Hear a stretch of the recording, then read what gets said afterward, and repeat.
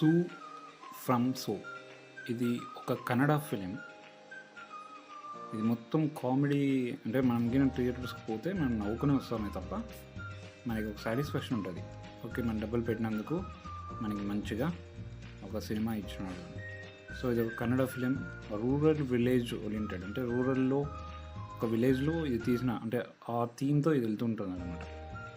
ఇక్కడ మెయిన్గా ఒక ఒక రక్కస్, అంటే ఒక గొడవ లాంటిది ఒక ఇష్యూ అవుతుంది. సో ఆ ఇష్యూ నుంచి వీళ్ళు సినిమాని తీసుకెళ్తూ ఉంటారు. సో అది ఎక్కడి వరకు వెళ్తుంది, ఏమవుతుంది, సో ఈ మధ్యలో కామెడీ. సో మొత్తం సినిమా అంతా నవ్వుకుంటూనే ఉంటాం మనం.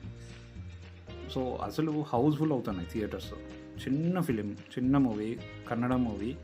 సో మన తెలుగు వాళ్ళకి మెయిన్ పాజిటివ్ ఏంటంటే, అది ఎవరిదైనా కానీ, తమిళ్ కానీ, కన్నడ కానీ, హిందీ కానీ, హాలీవుడ్ కానీ, ఏదైనా కానీ మంచి సినిమా ఉంటే మనం ఆదరిస్తాం.